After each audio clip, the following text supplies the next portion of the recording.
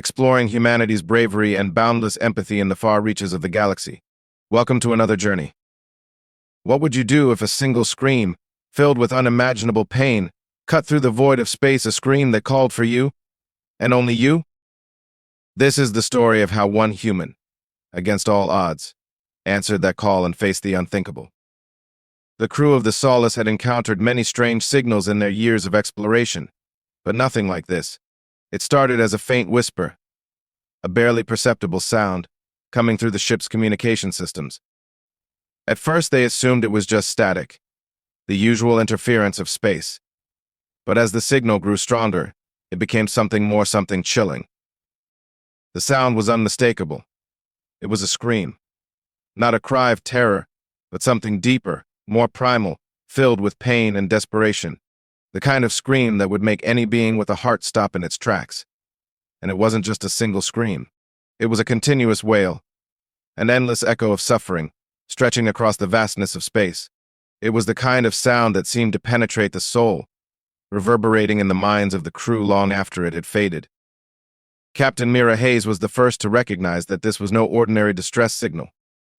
The frequency was unlike anything they had encountered. It was raw and organic, not like the mechanical pings or digital codes usually sent out by stranded ships or failing stations. It was alive. It was calling to them. "Is it coming from the nearby system?" Mira asked, her voice steady, though her mind raced. The ship's communications officer, Lieutenant Rowe, worked quickly, pulling up the coordinates.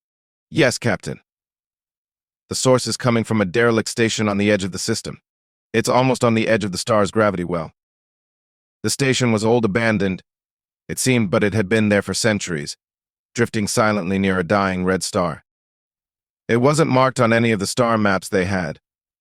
A forgotten relic, like so many others scattered across the universe, lost to time and neglect. The crew had never planned to visit such a place. But this scream, this cry for help had led them here. Mira made a quick decision. Set course for the station. Bring us in slowly. I want to know exactly what we're dealing with before we dock." The ship adjusted its trajectory, drawing closer to the station. As they neared, the station's eerie silhouette came into view. Its shape was strange, almost alien in nature, tall spires reaching up like skeletal fingers, with dark corridors running across its surface. It looked like it had been built by a civilization that no longer existed, a monument to a forgotten age. But that wasn't what drew the crew's attention. It was the faint, haunting sound that still echoed through the ship's communication systems. That scream. The Solace drifted closer, its sensors probing the station's derelict shell. "We're picking up life signs," Rowe said, his voice barely above a whisper. "One. It's faint, but there's definitely something alive inside." The crew exchanged uneasy glances. The station was supposed to be abandoned, a piece of debris from a long-dead civilization. How could there be life here? And why was it calling out for help? The questions piled up, but there was only one thing they knew for sure. Something was waiting for them inside. "Prepare for boarding," Mira said, her voice firm. "This won't be like any mission we've done before. Stay alert, everyone. We don't know what we'll find." The air inside the station was stale, thick with the weight of forgotten years. The walls creaked under the strain of their age, and every step the crew took seemed to reverberate through the quiet, as if the station was alive, listening to their every move. The closer they got to the source of the signal, the more oppressive the atmosphere became. The wail grew louder, an endless reminder that something was still alive within this broken place. They followed the sound through dark, winding corridors. The walls seemed to close in on them, as if the station itself was trying to keep them from reaching whatever was at its heart. Then they arrived. In the center of a vast, open chamber, there stood a cage. A glass structure, suspended in midair, glowing faintly with strange symbols. Inside, curled in a ball on the floor, was a small alien girl. She was pale, almost translucent, her body frail and shimmering with an eerie light. Her eyes were closed, but her body trembled with every breath, her distress palpable. The crew stood frozen, the reality of their discovery settling in. The scream they had been hearing wasn't a signal. It was a cry for help. And this girl, this alien, was the one who had been calling. But what could have caused such suffering? And who had left her here, in this cage all alone? The crew of the Solace stood motionless, their eyes fixed on the fragile alien girl trapped within the glowing cage. Her body was curled in a near-fetal position, her translucent skin faintly shimmering in the low light of the station. The air was thick with an overwhelming sense of sorrow, as if the entire structure mourned her imprisonment. It was clear that whatever this girl was, whatever she represented, she had been left here for a reason far beyond their understanding. Captain Mira Hayes stepped forward, her boots echoing softly against the metal floor. As if the station itself was reluctant to disturb the silence, she signaled for the crew to stay alert. As she approached the cage, the girl's body twitched in response to their presence, a slight movement that made Mira's heart ache. The scream they had heard over and over again, it was real, and it was coming from this creature. She had been trapped, powerless, and alone, broadcasting her pain into the emptiness of space. "Life signs are weak," Rose said from behind her, his voice barely a whisper. "But she's alive." Mira nodded, her mind racing. The alien girl had to be important, not just because of the signal, but because of the way she seemed to resonate with the station itself. The structure had been abandoned, and yet, the girl's presence seemed to be the only thing keeping it alive. The station systems flickered on and off sporadically, as though powered by her very existence. Every few seconds, the faint pulse of her energy lit up the dimly lit walls, indicating some strange connection between her and the decaying station. It was a connection no one could explain. "We need to get her out," Mira said, determination growing in her voice. "Now." The rest of the crew moved into action. Nathan, the ship's engineer, was already scanning the cage's structure with a portable diagnostic tool. His face was tight with concentration. The design of the cage was unlike anything they had encountered. It wasn't just a prison, it was some kind of energy extractor, draining power from the girl's body, pulsing in a way that made Nathan uneasy. Whatever technology had created this device, it was far beyond human understanding. "Captain, I'm not sure this is something we can just turn off," Nathan said, his voice tinged with concern. "The energy flows through her. If I disable it without proper precautions, I could cause her harm or worse." Mira turned to look at the alien girl once more. Her pale, glowing form seemed so fragile, and yet the sheer intensity of her suffering had somehow kept her alive in this mechanical tomb. The decision to rescue her was no longer a simple one. This wasn't just about freeing a prisoner. It was about navigating a force of unknown origin.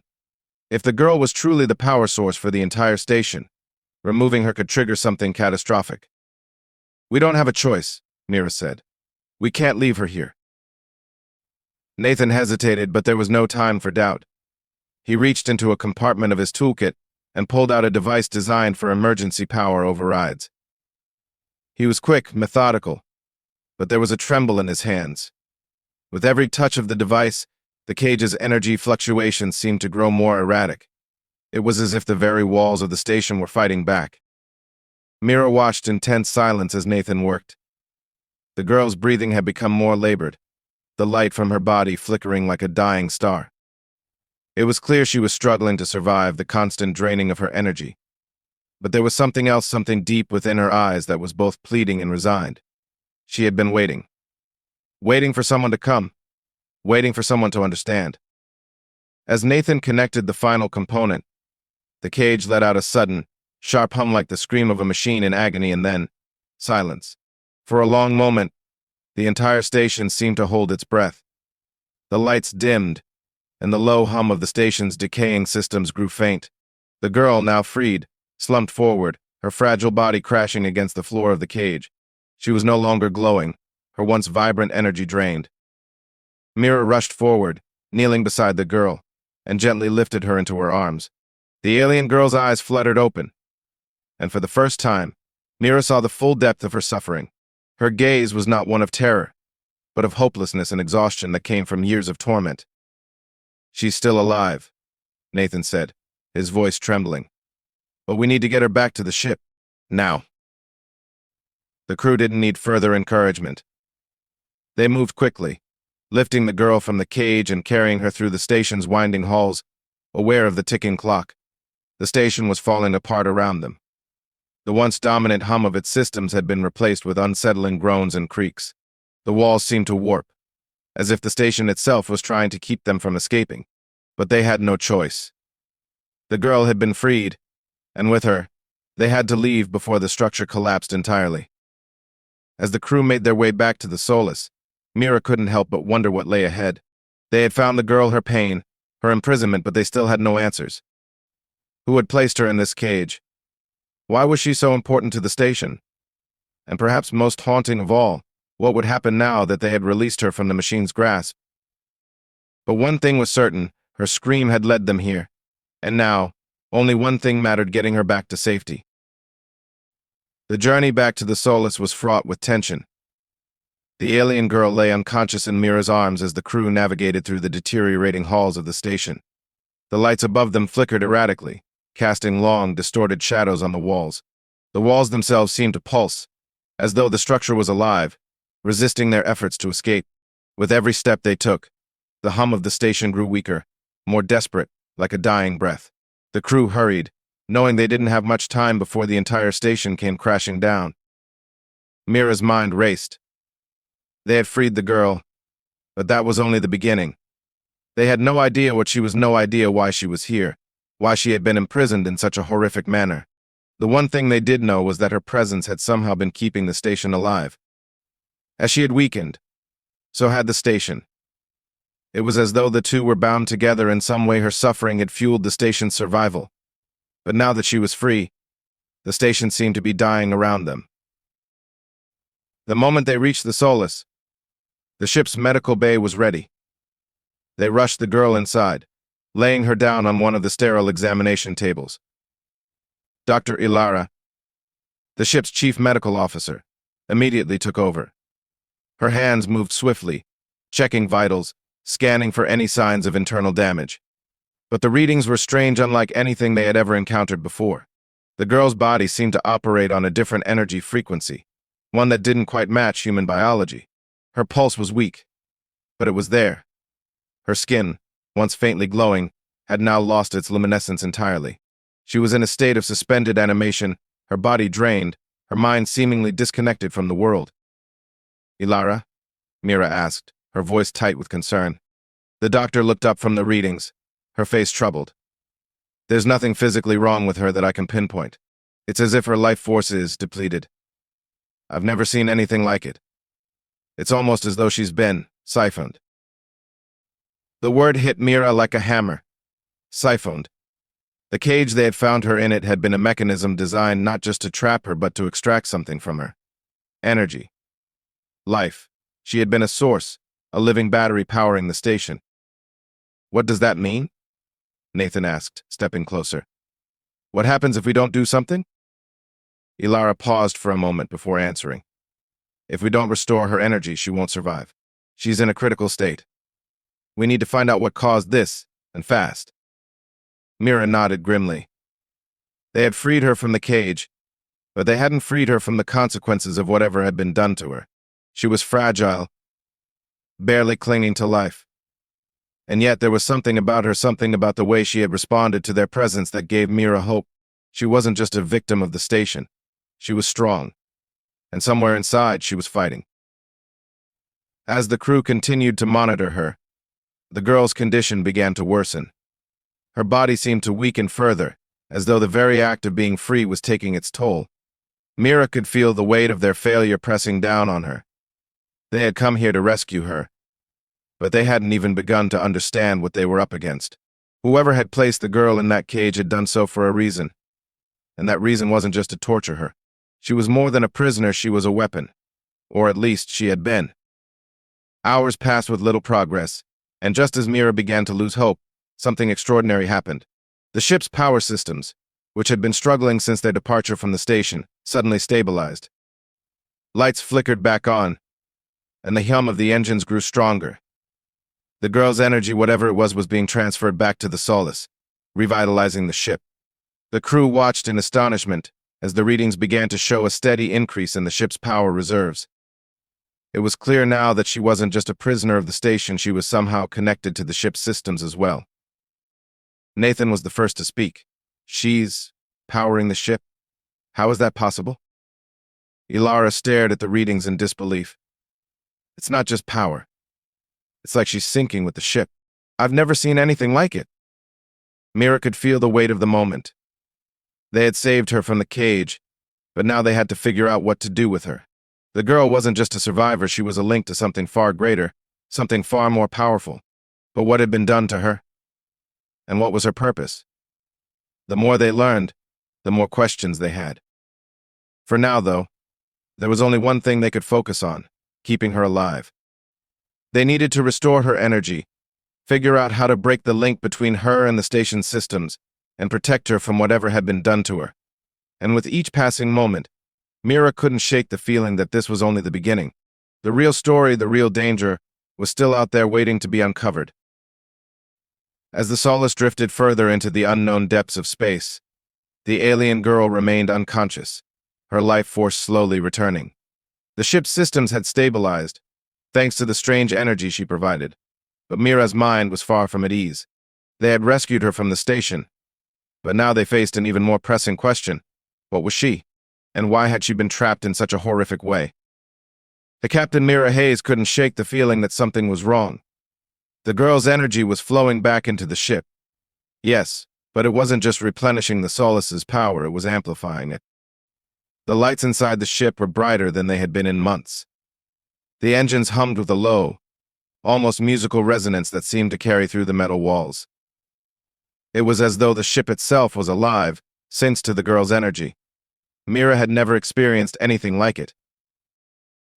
In the medical bay, Dr. Ilara was still monitoring the girl's condition. Her body had begun to recover, but it wasn't a simple healing process. The girl wasn't just regaining strength, she was evolving. Her skin had regained some of its faint glow, and the delicate patterns that once shimmered along her arms and legs were starting to pulse with life. It was as though the girl's physiology was adapting to the ship, to the energy it now shared with her. The more Ilara studied the readings, the more she became convinced that the girl's connection to the Solace was not coincidental. She was no mere passenger or prisoner. She was integral to the ship itself.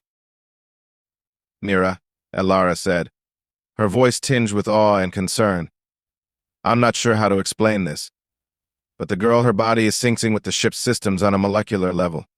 It's as if she's not just a power source, but a catalyst for the ship's entire function. We've seen organic technology before, but this is something else entirely. She's more than a being. She's a conduit, a bridge between the ship and whatever power source it's connected to. Mira frowned, trying to make sense of Ilara's words. So you're saying that the girl is somehow connected to the Solace on a biological level?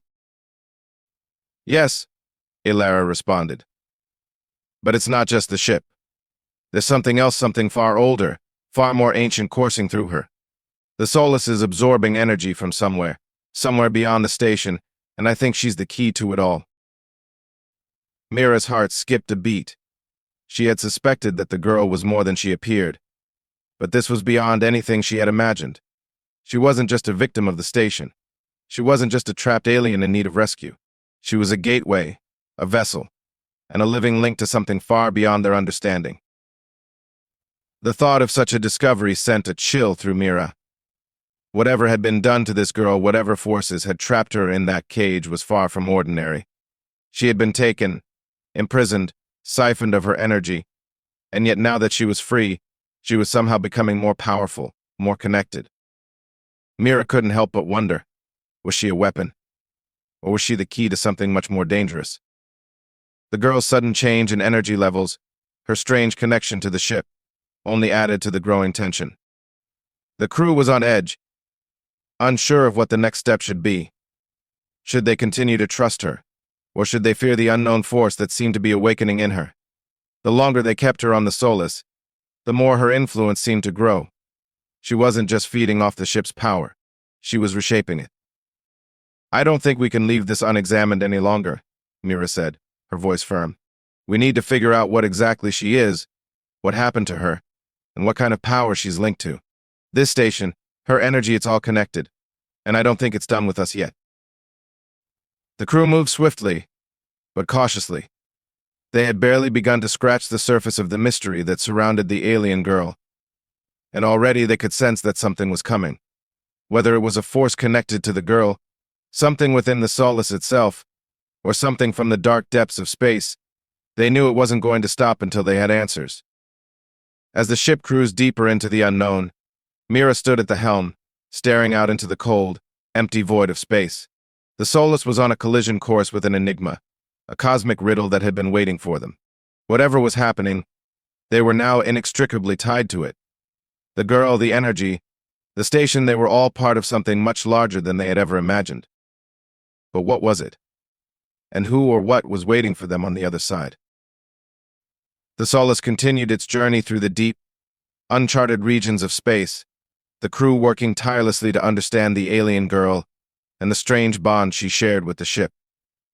Every system aboard the vessel seemed to hum with a new energy, a new life. The ship's once dying engines had been revitalized, but at a cost. The girl's body was still weak, her energy reserves still fragile, but the power she had given to the ship was undeniable. Mira spent most of her time at the command center, overseeing the ship's progress and trying to make sense of the cryptic patterns in the girl's energy flow. Ilara and Nathan worked together to monitor the changes in the girl's condition. But the more they studied her, the more questions arose. There was no explanation for how the girl's biological systems could be so in tune with the ship's how her presence seemed to feed not just the Solus, but something else, something hidden in the very fabric of space itself. One thing was certain, they were no longer in control. The girl's power was growing, and with it, so was the influence of whatever lay behind her. Mira could feel it, a tension in the air that was impossible to ignore. The Solus was no longer simply a ship in deep space. It was something more, something altered by the presence of this mysterious girl. On the fourth day after their departure from the station, the crew was alerted to a massive energy fluctuation on the ship's sensors. It wasn't a distress signal or a storm. It was something entirely different, an unknown force that seemed to be coming from within the ship itself. At first, they thought it might be a glitch, an anomaly in the systems, but the readings only grew stronger. "Mira, you need to see this," Ro said, his voice urgent. Mira rushed to the sensor array, where Ro was monitoring the source of the disturbance. The readings were fluctuating wildly, pulsing in sync with the girl's energy levels. It was as if whatever was happening was being triggered by her. The ship itself seemed to be responding to her, shifting and vibrating as though it were waking up, responding to a call from deep within the void. "This isn't normal," Mira muttered under her breath. "What is this? What's happening to the Solus?" Before anyone could answer, the lights aboard the ship flickered and dimmed. The whole vessel seemed to lurch, as though caught in the grip of something powerful. Then, without warning, a voice soft at first, then growing louder, began to echo through the ship's comm system. It wasn't human. And it wasn't the alien girl. It was an alien presence, something ancient and unfathomable, speaking in a language that wasn't meant for human ears. The voice resonated in their minds, more than in their ears, as if it were a mental transmission, bypassing their senses entirely. Mira could feel it pressing against her consciousness, attempting to force its way into her thoughts. "I am the one you seek," the voice intoned, its tone cold, distant, but unmistakably real. "The one bound to her, bound to the power that sustains this ship." Mira's heart raced. She glanced at her crew. No one spoke, but their expressions told the same story. They had never heard anything like this. The girl, this fragile alien, was somehow tied to this entity, to this force that now spoke to them. "The girl is the link," the voice continued, "the vessel through which the power flows. She was never meant to be freed. Her existence is bound to the fabric of space itself. She is the key to the balance. You have awakened something, ancient." Panic rippled through the crew. Mira's thoughts raced. Had they made a mistake by freeing the girl? What had they unleashed by bringing her aboard? The voice seemed to sense their fear, and it responded with a chilling certainty. "You cannot undo what has been done," it said. "The energy she holds within her cannot be contained. It is part of the universe, part of everything you know, and now, it is part of you." Before Mira could respond, the voice fell silent, leaving behind an oppressive stillness. The ship's lights flickered one final time before returning to normal, but the unsettling hum of the engines lingered. It was as if something had shifted, something had been set in motion that couldn't be stopped. Mira turned to her crew, her mind reeling from the encounter. What had the voice meant? What had they awakened? The girl, this innocent, fragile being, was somehow tied to the forces of the universe in ways they couldn't even begin to understand. She had been imprisoned to keep this power contained, yet they had freed her, unknowingly unlocking something far greater than they had imagined. "We need to prepare," Mira said, her voice steady, though her mind was spinning. "Whatever that was, whatever we've unleashed, it's not over. We've only just begun to understand what we're dealing with. The Solace is no longer just a ship. It's a key, and the girl, she's the one who holds it." As the crew processed the chilling revelation, the ship continued to fume with an energy that was now impossible to ignore. The unknown force was closing in, and they were about to learn just how connected they were to it. The Solace had become a beacon, and they were the ones who had set the signal. The Solace continued its journey through the uncharted reaches of space, but the tension aboard the ship had reached a boiling point. The crew, once confident in their mission, now found themselves deep within a mystery they didn't fully understand and couldn't begin to control. The voice they had heard through the ship's comm system had left a lasting echo in their minds, a warning of something ancient, something cosmic, that had been awakened by their actions. Mira couldn't shake the feeling that they were being watched. The ship's once familiar hum had become an unsettling presence, like a heartbeat that was not their own. The girl, still unconscious in the medical bay, was the source of the disturbance, the catalyst for everything that had begun to unfold. Every moment that passed seemed to pull them deeper into a web of unknown forces, forces that seemed to be feeding off their fear and confusion. Dr. Ilara had spent hours examining the girl, trying to make sense of her physiology and the energy that had been coursing through her. The medical readings had become increasingly erratic, but it was clear that the girl was no longer just a victim. She was a vessel, a conduit between their reality and something far greater, something beyond their understanding. Ilara had confirmed that the girl was no longer just connected to the ship's system, she was the ship's system. Every pulse of energy that flowed from her seemed to affect the very fabric of the Solace, pushing it further into a state of constant flux. As the girl's energy continued to grow, the ship's environment began to deteriorate. It started with small things, shifting lights, strange static in the comm systems, but soon it became more pronounced. The walls of the Solace began to hum in a low, vibrating resonance, a constant reminder that the ship was no longer a vessel of human creation. It was a living entity, one that was intricately tied to the girl, and through her, to something else. Mira had called an emergency meeting with the crew. They gathered in the briefing room, their faces grim. Rowe, the communications officer, was the first to speak, his voice tight with unease. "Captain, I've been scanning for any signs of external threats. I don't know how to explain it, but the ship is radiating a signal. It's not a distress beacon. It's not human. It's something else, something that's responding to us." "What do you mean?" Mira asked, her tone sharp. "It's like a pulse," Rowe continued, his hands trembling as he tapped at the console. "Every time the girl's energy spikes, the ship sends out a signal, a beacon. But this isn't something we can hide from. I think it's being picked up by something out there, and whatever it is, it's coming toward us." The room went silent. The implications were horrifying. The girl, still unconscious, had become more than a power source for the ship. She was an anchor, a beacon calling something out there in the void. And whatever was coming toward them, they had no way of knowing if it was friend or foe. Mira turned to Nathan, the ship's engineer, who had been quietly monitoring the ship's systems. His face was pale, and his fingers hovered nervously over his console. "I've tried to recalibrate the engines, tried to shut down the power drain, but it's not working," he said. "Whatever is connecting the girl to the ship, it's beyond our technology. The ship's systems are evolving with her, merging with her in ways I can't explain." Mira took a deep breath, trying to keep her mind clear. This wasn't just about the girl anymore. The Solace itself had become a weapon, a signal in deep space that was attracting something unknown. But what were they supposed to do? The girl was still weak, unconscious, and her energy was only growing stronger. "Can we shut it down?" Mira asked. Can we stop the signal? Nathan shook his head. It's not something we can control anymore. If we try to sever the connection, we risk destabilizing everything. The girl might not survive, and the ship could be torn apart. We're tied to her now. A sense of dread settled over the crew. They were no longer in control of their fate. The ship, the girl, and whatever was coming for them were now inextricably linked. Mira stood at the head of the table, her mind working furiously. They had freed the girl from her cage, but they had unleashed something far more dangerous in doing so.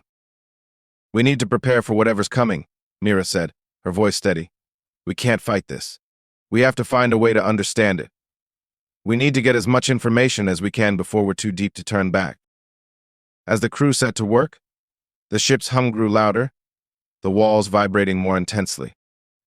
Outside, the vast expanse of space seemed to grow darker, colder, as though something was moving through it, drawn to the beacon they had inadvertently created. The crew had no idea what they had unleashed, but they knew that whatever was on the other side of this was far more powerful than they could possibly imagine. Mira sat alone in her quarters later that night, staring at the dark, endless void outside her window. She felt a strange connection to the girl, something beyond just sympathy. It was as if the girl was calling to her, reaching out for help, or perhaps for something else. She had no idea what awaited them. But one thing was clear. There was no turning back now. Whatever was coming, they would have to face it together. And in that moment, Mira realized they weren't just fighting for survival. They were fighting for something far more profound, something that could change the very fabric of the universe itself. The crew of the Solace had long since crossed the point of no return. The hum of the ship had become almost unbearable, an incessant vibration that pulsed through the walls, floor, and even their bones. It was no longer just the girl's energy that filled the ship, it was the presence of something far older, more ancient, something that they had no hope of understanding. Whatever force they had awakened, it was drawing near, and the Solace was hurtling toward it at an alarming speed. Mira stood at the command center, staring out into the darkness of space. Her mind was a whirlwind of thoughts. How could they stop this? Was it even possible to stop it? The girl who had once been so fragile and broken was now the center of everything. It was as though her very existence had triggered something beyond their comprehension. And now, the ship itself seemed to be changing, evolving with the power that coursed through it. We've got an anomaly up ahead. Ro's voice broke through Mira's thoughts. He was at the sensor console, his face drawn with concern. It's like a distortion in space itself. It's not just a planet or a ship, it's something else. I can't get a clear read on it, but it's definitely drawing closer. Mira turned to face him, her heart pounding. How close are we? We'll reach it in less than an hour, Ro replied. His voice was tight. Whatever this is, it's pulling us in. I've tried to adjust the course, but the systems aren't responding. We're locked onto it. The captain's stomach twisted. They were being pulled toward something, and no matter what they did, there was no escaping it. The girl, her energy, her connection to the ship had turned them into a vessel, a guide for whatever was waiting on the other side of the distortion. In the medical bay, Ilara had been monitoring the girl closely. Her condition was more than strange. It was unexplainable. Her body had become increasingly translucent, her skin glowing faintly with an ethereal light. The patterns along her arms and legs had spread, expanding like veins of light that pulsed with the rhythm of the ship itself. She wasn't just absorbing energy anymore. She had become a conduit, a bridge between the physical and the cosmic, between their world and the unknown. We can't stop this, Ilara had said earlier, her voice strained as she studied the readings. She's changing, Mira. This isn't just energy, it's something that goes beyond biology. She's no longer human. She's something else entirely. But even as Ilara spoke, it was clear that none of them could have imagined what was to come next. The Solace shuddered violently as it entered the heart of the distortion. The stars outside the viewport twisted and warped, bending in ways that were impossible for the human eye to comprehend. Space itself seemed to ripple like water disturbed by an unseen force. And then, with a jarring suddenness, the ship was engulfed by a blinding light. The crew screamed in fear and confusion as the ship seemed to dissolve around them. The Solace was no longer a ship, it was a part of something much larger, much more alien than they had ever known. The walls and floor began to fade, replaced by an endless void of swirling light and energy. And through it all, the girl, lying unconscious in the medical bay, became the focal point of the transformation. Her energy was no longer just affecting the ship, it was the ship. It was everything. Mira felt her pulse quicken as she grasped the console, trying to steady herself as the surroundings shifted. The air seemed to thrum with a terrible energy, a presence that reached into her very soul. It wasn't just physical. It was mental, emotional, spiritual, and overwhelming feeling that they were not alone, that they had never been alone. Something ancient, something vast, had been waiting for them. In that moment, Mira realized the true extent of what had happened. The girl hadn't just been a victim. She had been a harbinger, a guide to a force beyond the stars, a force that had been slumbering for eons, waiting for the right time to awaken.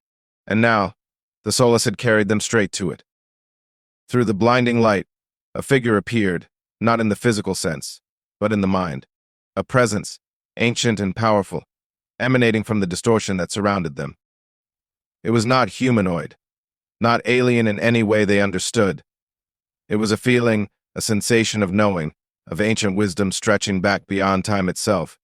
The voice that had spoken to them was now clearer than ever, and this time it was not just speaking to Mira or the crew. It was speaking through them. "You have awakened the gate," the voice said, its tone both soothing and terrifying. "And now, you are part of what comes next." The words settled over Mira like a weight. The solace, the girl, the strange distortion, they were all part of a plan, a cosmic design that stretched far beyond human comprehension. They had been drawn into something much larger, a web of existence that had been set in motion long before they had even existed. Mira's thoughts swirled with fear, disbelief, and awe. What now? What were they supposed to do? The ship, the girl, the unknown presence, they were all part of something that defied everything they had known about the universe. She had thought the girl was the key, but it was clear now they were all players in a game that was far beyond them. And as the crew of the Solace stood at the brink of the unknown, they realized that their journey was far from over. It had only just begun. Thank you for watching Starlight Sci-Fi. If this story moved you, don't forget to like, subscribe, and share. Join us next time for more tales of human courage and discovery. Until then, keep reaching for the stars.